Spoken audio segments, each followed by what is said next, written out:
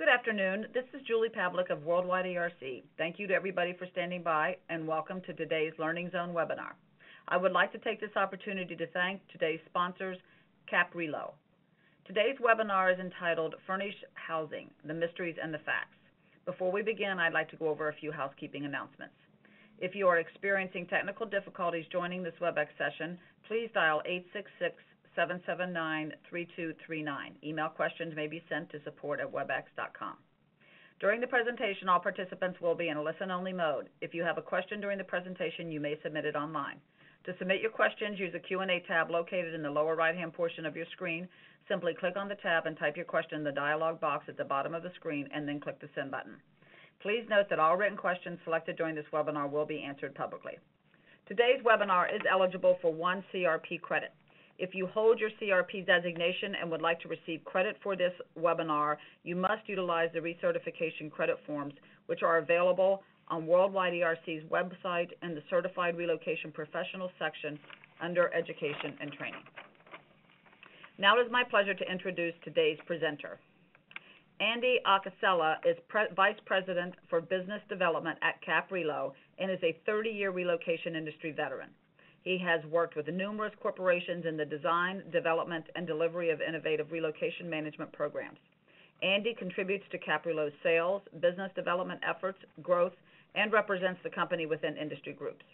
He has spearheaded the development and rollout of Caprilo's new furnished housing model and is a leader in negotiating with furnished housing providers both domestically and internationally.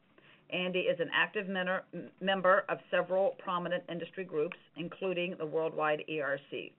He has utilized his years of relocation experience along with his integral position as a furnished housing expert to develop today's webinar. Thank you, Andy, for joining us, and I'm now going to hand the program over to you. Thank you, Julie, and good afternoon, everyone, and thanks certainly to the WERC for providing the opportunity to spend some time with you today to explore a passion of mine, furnished housing, the mysteries and the facts. It would be difficult to cover everything about this industry hot topic in just 45 minutes, so I'm going to focus on trying to hit on the key topical points, which hopefully will offer some insight and generate some questions to address at the end of our webinar. If we can't get to all of the questions, certainly I'll be available following for any inquiries that you may have. Furnished housing was once considered simply a necessary policy offering within relocation management timelines. Now it sits consistently as one of the top 3 single line item costs and gets an awful lot of attention from both service and cost perspectives. We're going to explore in the presentation what is the preparation of a furnished apartment, how providers price out their apartments, understand what is reasonable versus liberal formulas when factoring cost and profit. 2 key items I'd like us to focus on.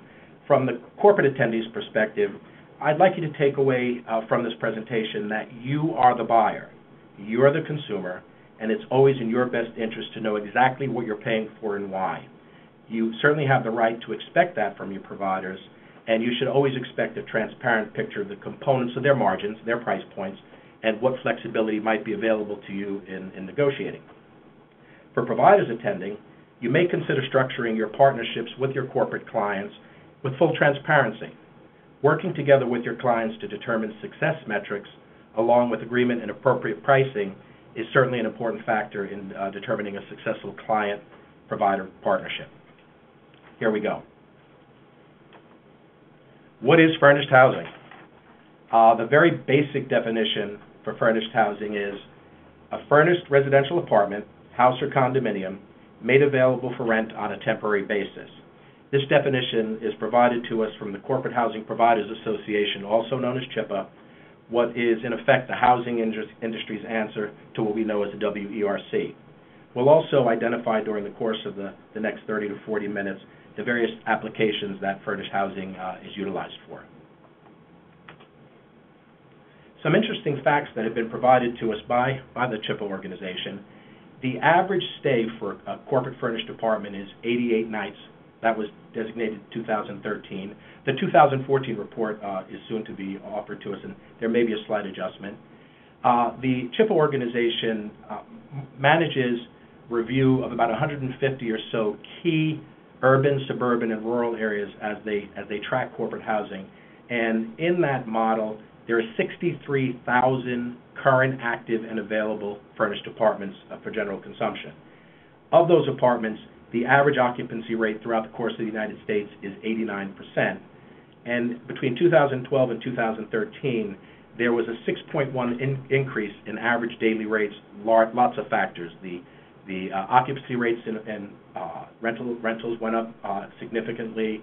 The amount of furnished units slightly reduced.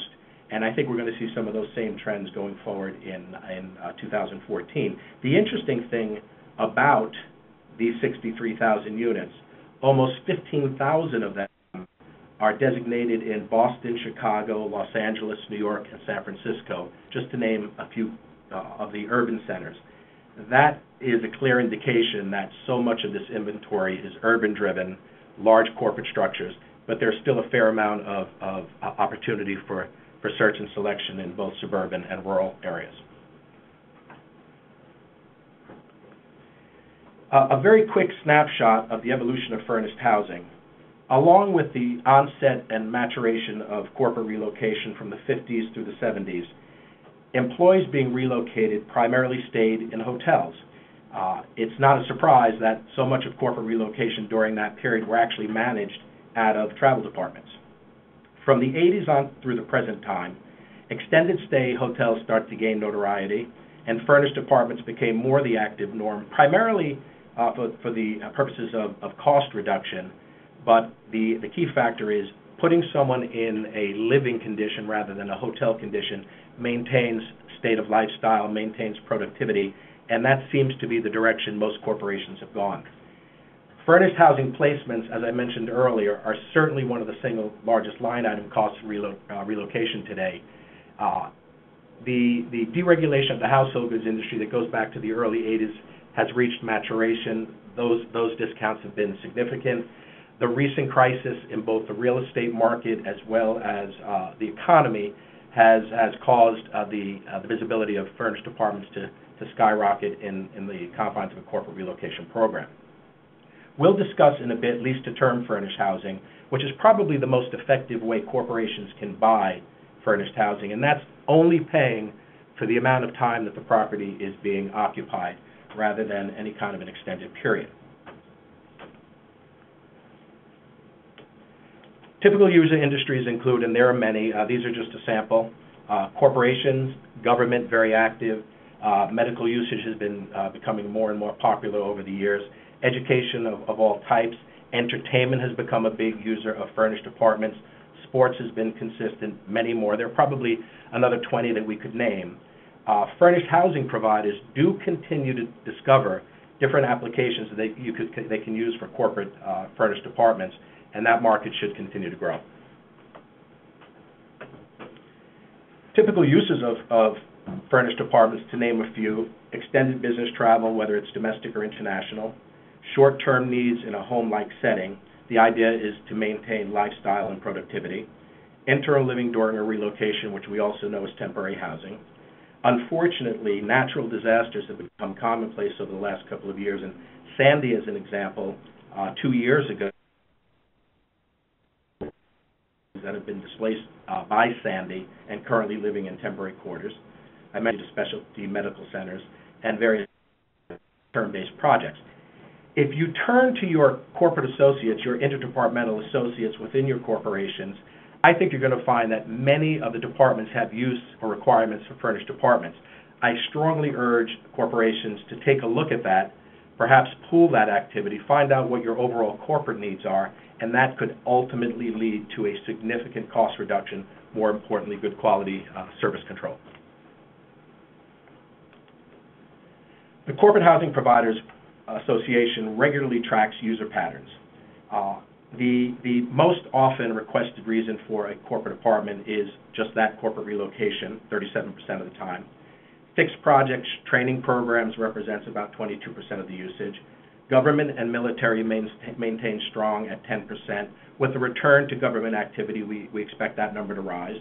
Insurance, training, and disaster recovery is also on the rise, but currently at 8%, and the balance of 15% represents various reasons that people need furnished apartments. The source for this is the Highland Group, which is an annual survey that's provided for the corporate housing industry. That report, I would strongly urge anyone who's a regular user of furnished housing to seek that report on an annualized basis. It'll provide you a good understanding of what the local and national availability of housing might be, what regional pricing should be. You can use it as a guideline or a benchmark when negotiating your rates. Strong presenter of industry trends, very important when developing policy, and useful information for both provider and buyer alike in scheme of negotiating.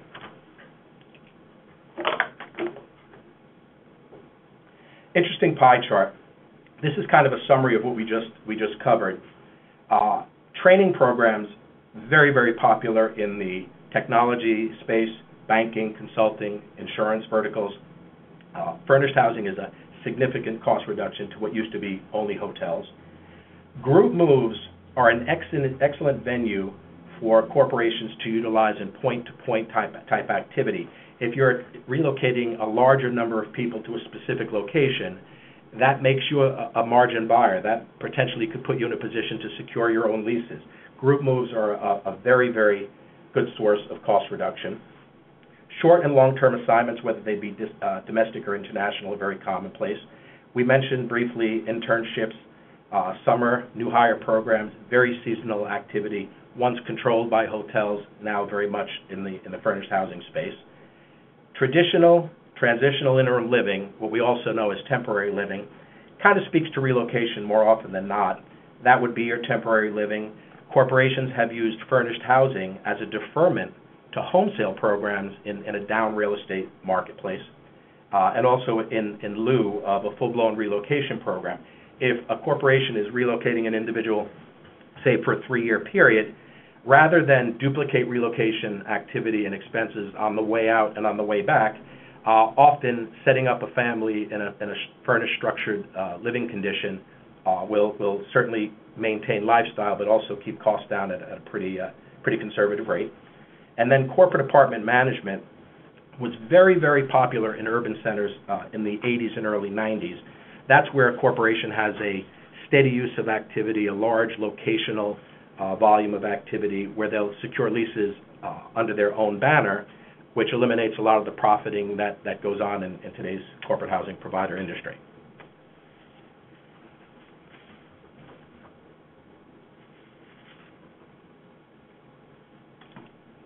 I'm still seeing the pie chart. Are we up? Here we are. Thank you. Isn't furnished housing just an apartment with furniture included? You would think so. That's not at all the case. I'd like to share a few of the basic components of how a corporate apartment is built. The base rent are the hard costs of the unit. That would be the empty apartment at lease. Cost will be based on location, age, style of the building, size of the apartment. That's strictly the core real estate. Then you have to insert your furnishings, your case goods, fabric item, housewares, all of the items that a traveling or relocating family will need to live beyond just the suitcase that they're carrying into the apartment. That pricing will vary depending on how much inventory is placed in an apartment and also the quality of the package. Amenities, lifestyle type support, health clubs, business centers, productivity centers, that will certainly drive the price point of a base rent.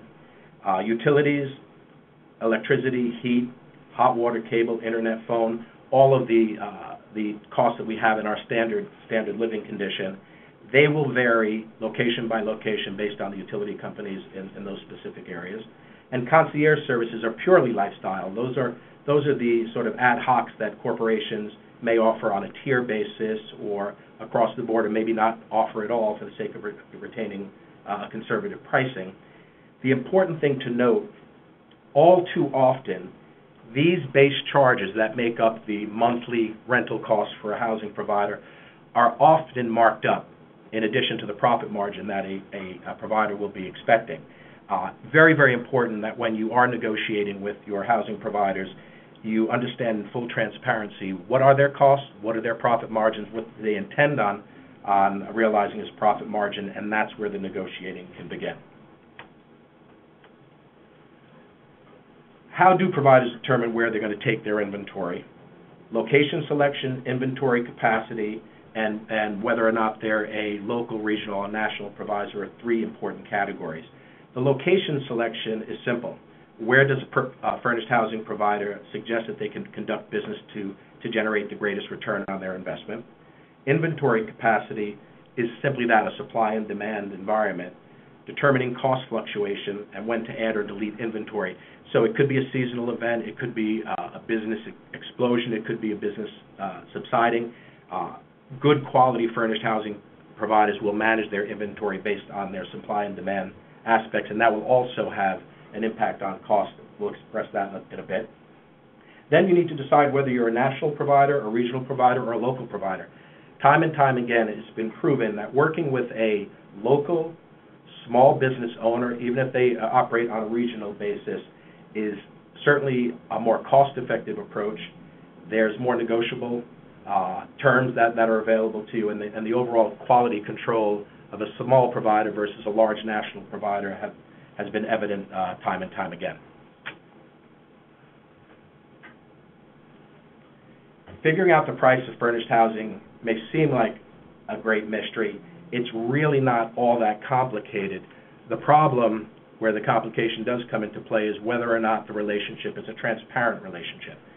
Transparency, as we all know, is an overused marketing term in corporate relocation, but very, very effective when delivered. What causes confusion in the furnished housing industry is that too many providers, almost from a strategic perspective, avoid being transparent with their clients. And the three key areas where transparency should be addressed are number one, costs, the direct costs, what the markups are, what the suggested profit margins may be. Very important information for a buyer to have when negotiating price points. Revenue opportunities. Is it seasonal? Is it a supply and demand or vacancy matter? Is there an over-demand where you can be a little bit more liberal in your price points? And certainly other extra expenses that we'll discuss in a short bit that all too often furnished housing providers expect to and want the consumer to subsidize. As corporate buyers, you have the right to ask for and should expect full transparency on all of the costs that a furnished housing provider is bearing. The actual mystery of furnished housing begins. Figuring out the cost of a furnished apartment starts with the components I mentioned before, and as I did mention, often are marked up to the consumer. The build-out or the escalation of cost begins with the base rent. Again, location, size, quality. The furnishing packages can vary depending on the quality and the amount of the inventory. Utilities tend to be very regional. Amenities and concierge services, lifestyle type programs are certainly drivers for cost increases, but also available from a tiered perspective. Your executive versus your new hire, obviously the amount of lifestyle services would probably vary. The real mystery of pricing, however, is the formula around profit margin.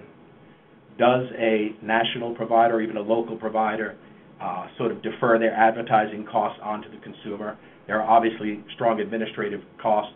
Are they also sort of rolling that over to the consumer? Very rarely are these ever shared with the consumer, and I can't remember ever purchasing a corporate apartment without fully understanding each of those aspects and ultimately the cost. All good points for negotiating. Profit margins. Profit margins should always be identified and should never be a moving target. The targeted percent of profit, and we do expect furnished housing companies to earn money, is sort of a year-over-year analysis based on the previous year's revenues, the previous year's expenses, the supply and demand at the time, the calendar changes. Those are all factors that should impact the price points of a corporate housing provider, but an agreeable margin should always remain relatively consistent between buyer and seller. Things like demand, cost increases, vacancy challenges, and unfortunately less than assertive buyers. The reason furnished housing is often perceived or actually is a high-cost item is the fact that buyers aren't aggressive enough in identifying their needs and what they're willing to pay, more importantly, what they're not willing to pay. providers will often share, for lack of a better term, their cost of doing business over and above the standardized profit margins. Mentioned before, things like administrative costs, advertising costs, all in addition to fixed costs, are areas that furnished housing providers are able to increase their profit margins. National programs in particular will look to the consumer to offset things like their national advertising budgets, their promotional work, the significant costs associated with being a large network versus a small provider. All of those are understandable costs, understandable charges, but the profit margins should always remain intact, and the consumer should absolutely always benefit. But again, it is up to the consumer to negotiate. My personal favorite area is the final piece of the puzzle, the vacancy factor. This is often the most hidden cost item that a corporate housing provider will offer to the buying community. Vacancy factor is simply this. Furnished housing providers secure master leases in increments of 12 months more often than not. During that period of time, it's highly unusual, unless you have one tenant for the entire 12-month period, that you're going to have contiguous 365 days of occupancy. So you're going to have 2-3 days in between a move-in. You may have 30 days during a downtime in the marketplace. There are going to be varying times during the calendar year that you are vacant. As Chippa stated initially, 89%, there's an 11% vacancy factor across the board. They are going to be looking to someone to make up that difference, and it's usually through a cost adjustment higher to the consumer. We get it, we understand that, we support it, but it has to be held in check, and again, that's an item that could very well be held in check by the buyer. The interesting thing about that is very rarely, once that vacancy factor is made, is adjusted, and offered to the buying public, if the public is willing to pay it, very rarely will the furnished housing industry turn around and reduce it back to perhaps where maybe it should be at that time. And that all leads to whether or not we're dealing with appropriate profit margins. Simply, when is enough enough? Buyers can keep profits in check with open negotiating, understanding provider costs, understanding what providers need to make in order to deliver quality, but most importantly, full transparency. This is a bit of a busy slide, so I'd like to start by offering you an explanation of risk versus no risk buying. Typical of furnished housing providers on the risk inventory side, risk inventory is usually the securing of a master lease for a 12-month period. What they then do is furnish it, they prepare it for a turnkey deliverable, and they in effect are responsible for all of the charges that are specific to that property, whether or not the apartment is occupied. That's where that vacancy factor comes into play. When they manage the cost, manage the vacancy, manage all of their external expenses, that's when they, in effect, can determine what their profit margin should be.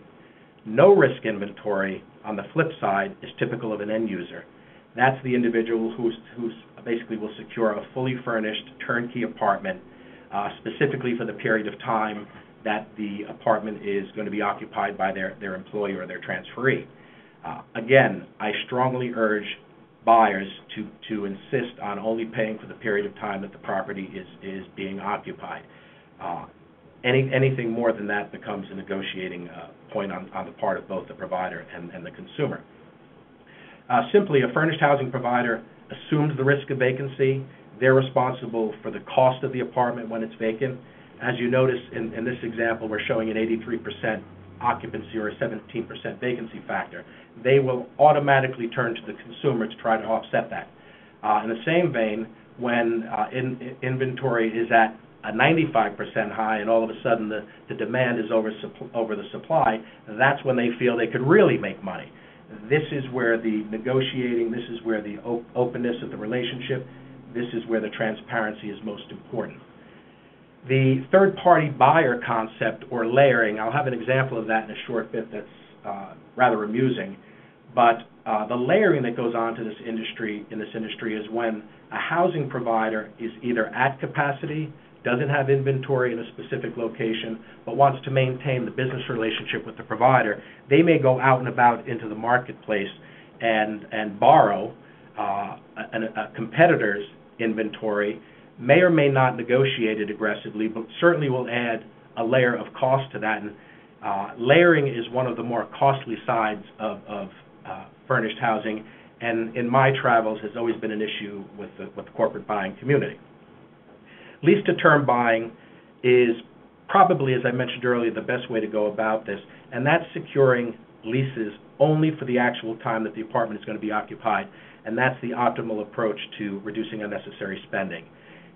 Keep in mind that when you do approach a housing provider with a placement, you are having a major positive impact on their vacancy factor. That should go positively to your bottom line at all times. And it's very important to note that end users must be careful never to be convinced to lease a property for any kind of a period before or after the actual time frame that's needed for occupancy. Should never be accepted by the end user without any real significant reason.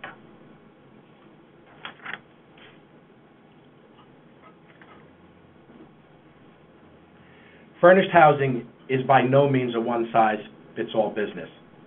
Very, very important to take the time to find the right provider to fit your needs. It's more than likely going to be a specific provider at a location where you're conducting business or multiple locations where you're conducting business.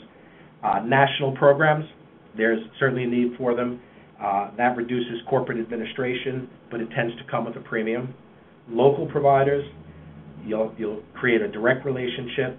You're eliminating any of the layering I mentioned a moment ago.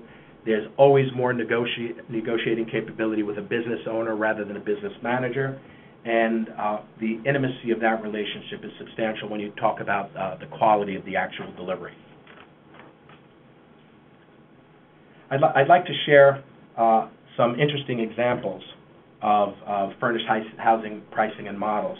The first example is something I came to know of recently with a corporation that was in search of a one-bedroom apartment in the DuPont Circle section of Washington, D.C. The clients went in a large group on a tour, and there was something about the property that seemed familiar to them. They did a tour of the property, and when they got back into the touring van, there was an interesting question. We had that property a year ago with our former incumbent provider. They charged us $5,300 per month for that apartment. Can you please explain why a year later, with increases in the cost of business, we're only expected to pay $3,500? That's an $1,800 differential. Very simple. Now they were dealing with the actual risk taker. There was no layering. In this case, possibly more than one layer. This is referred to in the industry as third partying. Second example is the need of a one-bedroom in Montclair, California for a 9-month period.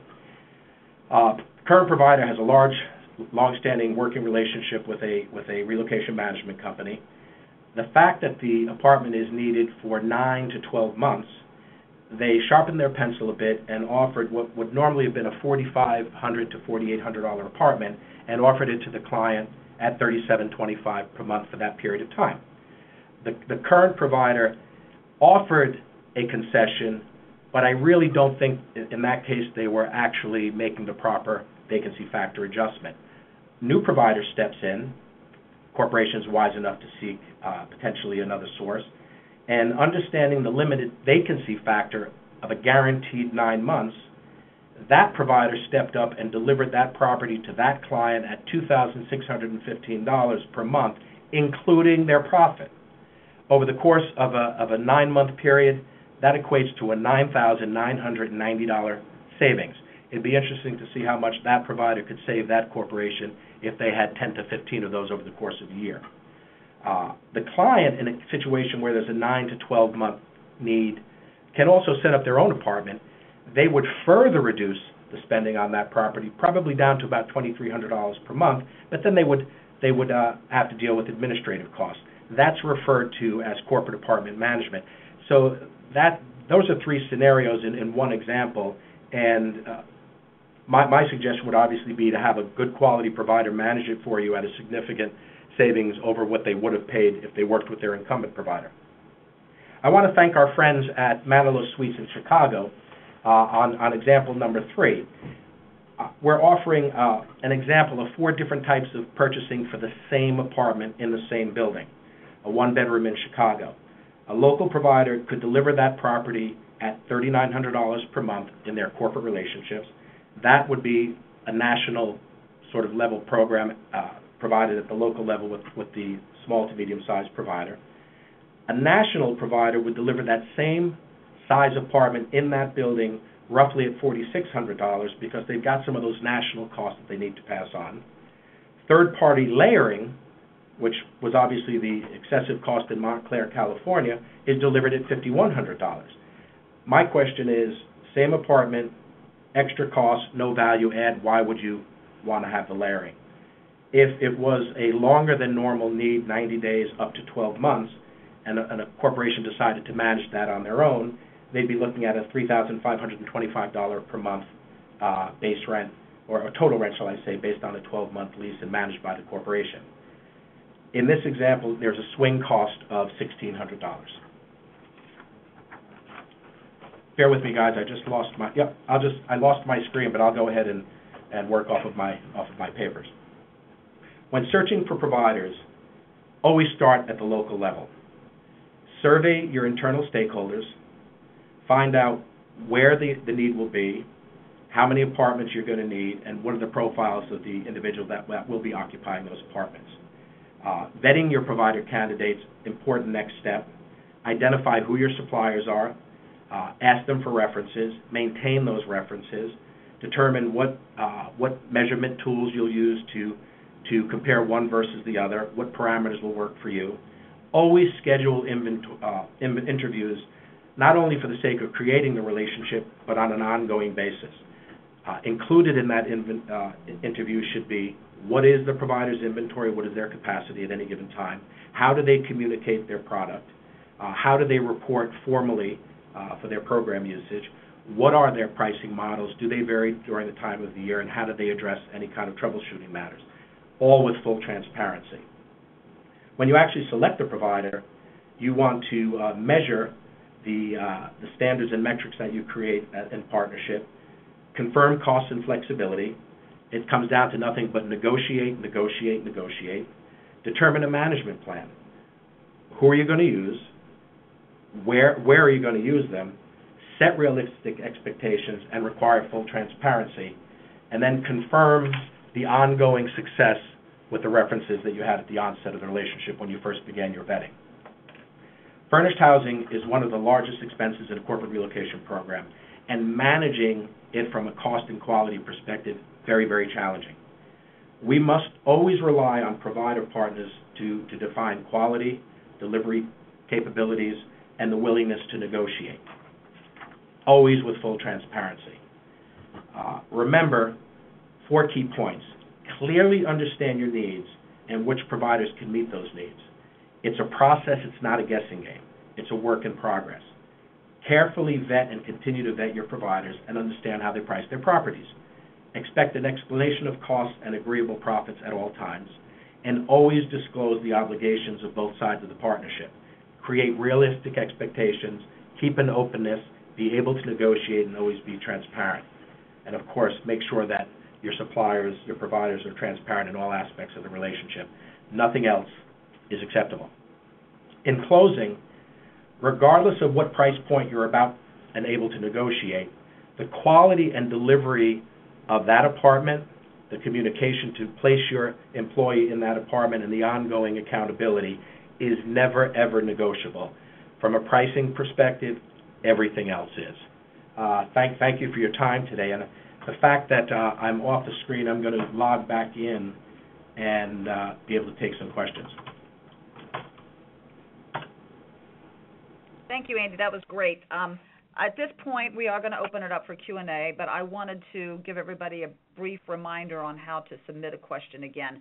All questions will be answered online, and there's a Q&A box located in the lower right-hand portion of your screen. So if you go into that box and type your question and hit send, we will be able to access questions from there. And actually, I see a couple have already started coming in. So Jim with Caprillo is going to handle moderating, so I'm going to hand it back to you. Jim, are you ready? Yes, thank you, Julie. So we have our first question up already. Andy, what about intern programs? Should vacancy be paid for by the end user? Maria, that's an excellent question, particularly this time of year with so many internship and training programs going on. Vacancy should absolutely never be paid for by the end user. There are going to be providers, particularly if you're in an urban center, but this applies to suburban as well, or even corporate campuses that have apartment communities surrounding them. This is a piece of business that furnished housing providers have come to understand. It's an important part of their year. It helps offset vacancy factor at different times of the year. You will have an increased cost, again, because of the fact that it comes at optimal time, but that's when the negotiating comes into play. The one thing I will always forewarn you about when it comes to internship programs, training programs, anything of the like, make sure the quality is in place, because often the budgets are light. Quality has to be important, but most importantly, never ever go to one provider only to have them go to another and create layering. I have seen, as god-awful as this may sound, I have seen layering 4 and 5 times in internship programs. Absolutely not the way to shop it. You should never, ever pay a vacancy factor. Okay, we have another interesting question here. So, Andy, how typical are master service agreements between providers and buyers? Very, very interesting. Master service agreements should really be binding the provider, not so much the buyer. I think they're less and less the issue. It favors the provider, needless to say. I think it's always good to have expectations, service level agreements, understanding what the partnership is all about.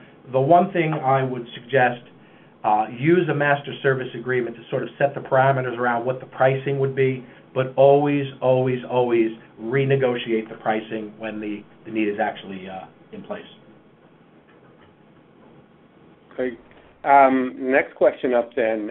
If vacancy works towards the relocation company's advantage, why is it difficult to get short-term leases? Also, how does this rule affect the global market? Let me just take a quick look at that again. If vacancy works towards the relocation company's advantage, why is it difficult to get short-term leases? Also, let's address that part of it first. It really shouldn't affect short-term leases. Providers who are committed to their clients should always make available inventory available to their ongoing or regular clients, not to mention all of their clients. What ends up happening is if a provider has multiple options to place properties with different providers, they are always going to look at the more cost benefit or profit beneficial relationship. I would suggest to you that there really shouldn't be any kind of a negative disadvantage on short-term leases. This is what these people do. If you are having, here's the most important part is, if you are having trouble securing short-term leases, you need to find another provider, because there are plenty of them out there willing to work with you. How does this rule affect the global market? The global market right now, it's still in its infancy stages. Service departments versus furnished apartments, there's a big difference, not only in the cost but also the deliverable. The global market is a little bit different because it's not as negotiable. It's a bit more stringent. It's becoming more negotiable. There was a period of time that very, very few of the relocation services out there were negotiated on international terms. That pecking order is eventually going to get to furnished apartments, but at this juncture, they're in control. It's a little bit less. There's less of an opportunity to negotiate price points internationally. The availability should not be too much of a concern. What you may consider doing is, if you have a relationship with a destination services provider on the other side, you may want to defer to them, because they are in a position where they have a regular flow of business, and they could potentially be your advocate. Keep a close eye on the global market. I think it's going to change over the next couple of years. All right. Great answer there, Andy. Another question that came in, it actually came in through the chat, so I'll go back to it. It says, if the term is 12 months, what do you expect the provider's profit margin to be set at, and are there any components of their total cost should not be marked up?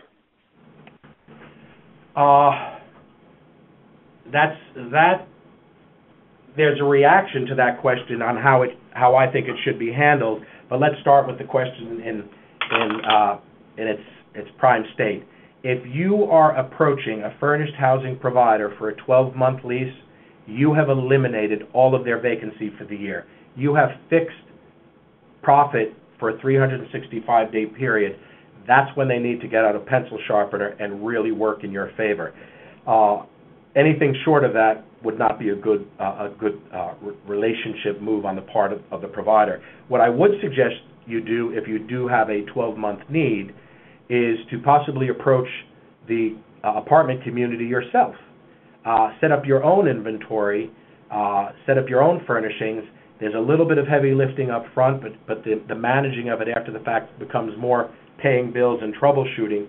Or you can identify a provider in the marketplace that would be willing to manage that 12-month need in a no-risk capacity where they have no exposure whatsoever for very, very light monthly management fees, which will probably be well below your own administrative costs if you were to do it in-house yourself. I would always take a hard look at both options, because if you suggest to the provider that you can do this on your own and you'll have no need for them, I promise you their profit margin will shrink pretty quickly, because that's guaranteed business. And many providers may not even go to their own inventory for that. They may take out a brand new apartment because there's no reason for them not to. It's a 12-month lease, it's a 12-month need, it's prefixed profits, and those profit margins should be reduced. You shouldn't be spending very much money per month for those properties, certainly not a premium. Great. Andy, another great question here, too. I'm seeing fees, e.g. move-out fees, traveler's insurance, damage insurance fees, being introduced by national providers. Is this the future of the industry? Excuse me. Move-out fees should be more included if there's no ongoing maid or cleaning service. Move-out fees tend to be to return the property to a state of normalcy, a complete clean-out, a complete turnover for the next arrival. I wouldn't suggest you pay move-out fees for any other reason. Traveler's insurance, a couple of things on that. Traveler's insurance may actually be a condition of the apartment association, the cooperative board, or the condominium association, that they're not allowed to have what is perceived as renters in the property without proper coverage. Damage insurance fees, similarly. Much of that should be incurred by the provider, but as their costs increase, I'm sure, like everything else, they're looking out to the buyer community to offset some of that. But traveler's insurance, I support that. I think that's a good approach. That's a safe and secure approach beyond just the furnished apartment. I think move-out fees only if you don't have maid service along the way. Damage insurance fees, I think damage insurance is probably not necessary, but keep in mind the buyer is assuming responsibility for any damages that are created or caused by the tenant under their banner while in the property, unless, of course, conditions have been set up at the onset that any damages are charged directly to the occupant who probably has provided a corporate credit card or a credit card for any of the incidentals, which will include damage along the way. Those are all negotiable items. Is it the future of the industry? It's been around for longer than you might know. It's very regional. It's very urban. Again, all negotiable. It's always going to be out there. It's up to the buyer to decide whether or not they want to pay it. And if they don't want to pay it, how do you negotiate out of it? Great answer, Andy. Another question here is, who has the most buying power, my relocation management company or me as the ultimate consumer? If I'm wearing my relocation management hat, I'm going to tell you I do. If I'm wearing my individual consumer hat, I'm going to tell you I do. And the reason is, never lose sight of the fact that no matter how you dress up an apartment, it's still a real estate transaction. There's still a demand or point of purchase situation going on. If an apartment is vacant, there's oftentimes that the individual buyer may have more buying power than the relocation management company, because the provider and the relationship has been created that it's a steady flow of business. I would suggest to you that that's transactional, although I hate the word transactional in business, but that's probably a transactional situation. It's all going to depend on what the vacancy picture is for that provider. Is it a guaranteed move-in with an individual who's willing to move in immediately if they get their price point? Has the third-party company put that provider out to bid to 3 other providers? Then all of a sudden, is it guaranteed business? All of those factors come into play when a provider decides who is the best tenant. I would suggest to you that historically speaking, corporate business and third-party relocation business would be steady business. What I would suggest certainly is that the provider or the relocation management company negotiate where perhaps they don't have to bid for the business, and then all of a sudden it becomes a partnership transaction. But at the end of the day, either party is as valuable to that provider based on what their vacancy and the rest of the building looks like. Okay. Another question here. Is the vacancy notice negotiable? What is a good strategy to use to get that notice down to a minimum? I'm looking for that. Jim, can you please repeat that? Sure. Is the vacancy notice negotiable? That's the first part of the question. Oh, I'm sorry. Most vacate notices tend to be 30 days in furnished housing leases. Kind of difficult to ask for a 30-day notice to vacate if it's just a 30-day lease. Are they negotiable? Of course, everything's negotiable. Are they readily negotiable? It really depends on the relationship that you have, with the end provider. I would suggest it's going to be difficult to get better than a 15-day notice to vacate, but you may want to have some sort of a compromise. If you have a 60 or a 90-day stay, maybe a 30-day notice to vacate makes sense. If you have a 30-day stay, I find it hard-pressed to suggest that I'm going to know whether or not that person is extending by a day or two or a month prior to them moving in. So I would say always try, and good providers should yield. Okay. Another question that came in here was, do you ever come across a shorter term than 3 months in a lease, and are they handled any differently? Well, as the average stay for relocation companies is 88 days, that in itself certainly is less than 3 months. My personal experience has been somewhere between 65 and 72 days. So the needs are certainly more often than not under 30 days. Under 90 days. Apartment communities will normally not want to entertain a furnished housing lease for under 90 days when they factor in their move-out and move-out expenses, the turnover, the preparation, the cleaning of an apartment. 90 days tends to be the minimum. Again, all of this is based on vacancy. If vacancy in an apartment community is high, you could get a 30-day stay. Try to find the apartment communities that are both developer and furnished housing companies. A lot of these larger players, often regional, actually maintain furniture inventory stored on the site where they in turn can execute a 30 or 60-day stay. And I assume the question was about, not working through a third housing, through a provider, but rather going directly to a corporate community. You may have to pay a premium for it, anything under 90 days, because you have to offset, obviously, the developers and the management company's expenses. But at one point, it was very, very difficult to secure leases under 90 days. In certain parts of the country right now, it's happening every day. In certain parts of the country, it'll probably never happen. I know in my conversations with our friends at Manilow, a lot of the development and management companies aren't taking any leases for under 12 months. That is indicative of probably under a 2% vacancy rate in the apartment industry or the rental market in Chicago. If that number was 10%, I promise you'd be able to get leases for under 90 days. That's all region specific. Okay. We have two related questions, so I'll sort of combine them. One person asked Andy what the name of the report was you mentioned at the beginning that you get a copy of, and I believe that was the Highland Group Corporate Housing Industry Report. Is that correct? It's the Corporate Housing Industry Report. It's provided by the Highland Group. I believe they are an Atlanta-based company. If you want to get your information over to me, I can provide you with that information. You can certainly find it online. The address is www.highland-group.net.